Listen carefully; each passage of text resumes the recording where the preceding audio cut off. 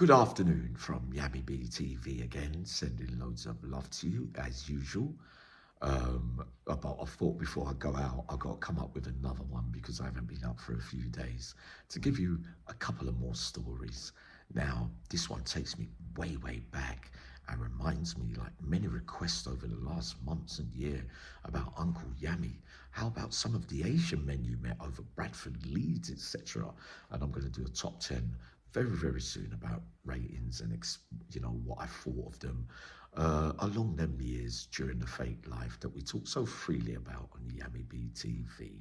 I do my best to answer everybody when I get round to it, and this one takes me back to when I was all alone behind the door in Loudham Grange. So this would have been about 99, 2000. Now, private jails was an unknown quantity for me because remember this time, if you followed my story, I was getting refused at a lot of HMP prison gates that I'd been to before on the reruns. So they were at a standstill with me and had to hold me in Belmarsh until they could find a suitable place for me. And the place they came up with was Loudham Grange, and everybody was saying you've had a right touch, Yami, you're lucky to go there, it's just open kind of thing. So on reaching there, I could not believe it. You know, when you walk into reception, they were more like Care Bears. It's like they didn't know all the rules. It just definitely wasn't the same kind of prison officers as the ones in HMP, and the food was absolute mint.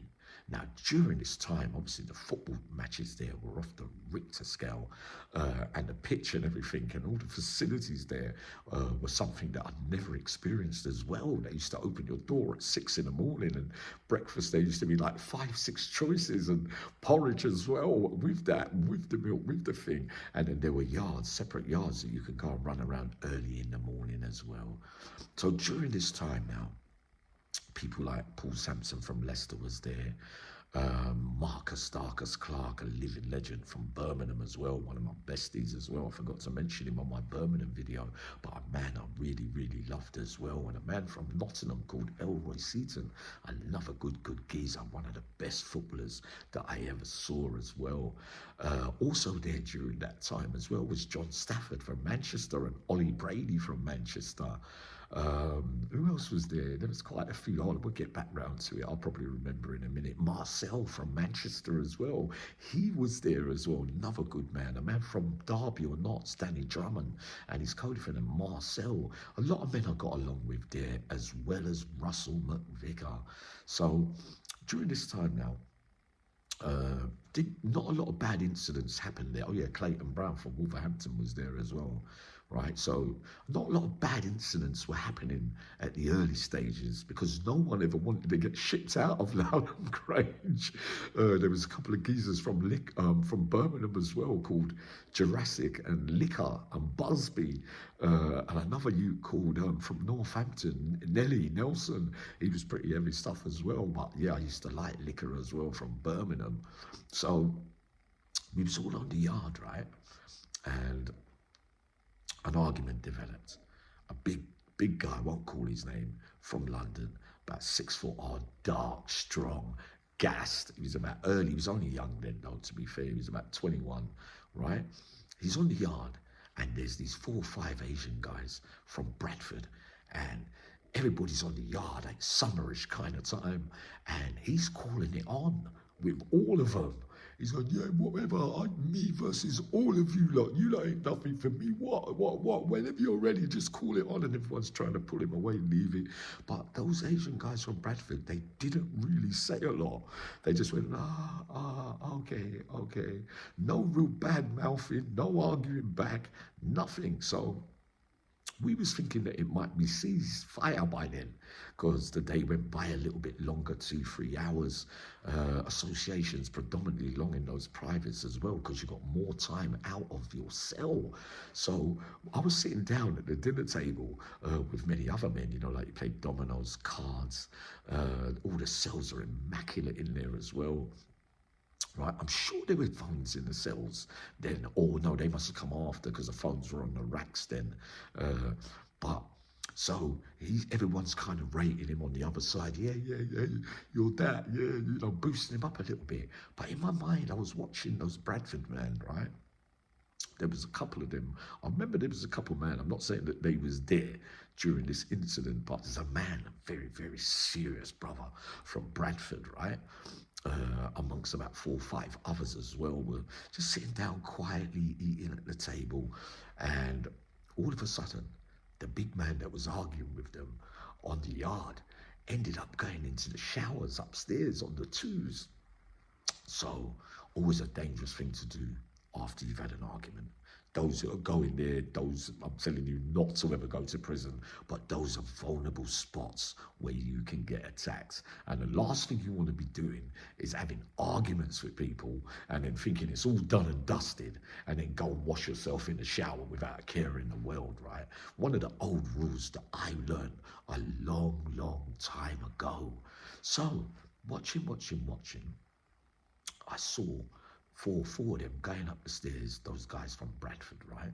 They was going up the stairs. They'd done a right and another right. I said, oh no, in my mind. I said, are they going down there? They had all towels round them in prison tracksuits and everything. The next thing I knew, I could hear pure screams and noises and blah, blah, blah, blah, blah, blah, blah. Apparently, allegedly, sauce bottles, chest, knife, everything cut to smithereens, right? Chopped, blah, blah, blah. The big man managed to get out of there naked on the landing where a couple of, man them, Marcus, I think, was one of them as well. He's a good man to have around you, like when you're in a bit of trouble as well. Try to block off this, block off that. Another guy from Brixton was trying to block it off, like, you lot, nah. So they all got away, run. But my man was cutting everything. The bell went, right? So they're all running down, see him with the cuts and everything. Locked up the whole wing and brought him to hospital and took him down the seg. Right now, one of those, a day later or whatever, you could see the seg in Lowland Grange when they're going on the walkway, but you can't, there's a fence there, but you can shout to them. So I shouted to my man. I said, what's going on, B? He goes, oh, I'm all right, yummy, man. A few little nicks here and there. Then later on, I'm hearing like we was locked down for like half a day or something, and they must have gone for a few of those Bradford men and took them away. And apparently, I heard they went to the Cat A's. I don't know what happened around it or whatever. There was some talk about a case or whatever, but I think they might have beat it or something. He didn't turn up to court. Or I can't really remember, so I can't really comment on that. But those same Bradford guys, two of them, I saw them in the Cat A's. Same thing as well. Very, very, very underestimated during this time, when you're from London or you're from this and you think Bradford kind of soft, but those Asian men, they are so, so serious. They don't play about and they don't talk. I'm coming up because I know a couple of you have asked me for quite some time, Yami, Uncle Yami, who are the ones from the Asian community who you rated and respected and what you saw during that fake life we speak so freely about on Yami BTV, and what I saw there, because it's only right that I should get round to, different cultures as well for different sides of the audience. A good point you made last night, Cameron. You brought my mind into remembering certain things because Uncle Yami, with the injuries, I forget little things and that. But I'm coming up with a list. But obviously they will be in their 30s and 40s and 50s. Obviously there's a lot of young wild ones now, but also I met a lot of those younger ones during the Cat A bit on the last lap as well, if you get what I mean. So I promise you lot that I will be getting round to that very soon. So sending you loads of love. I'll be up probably a bit more when after I finish traveling with another little bit of content. Feeling really cool. Love you all dearly.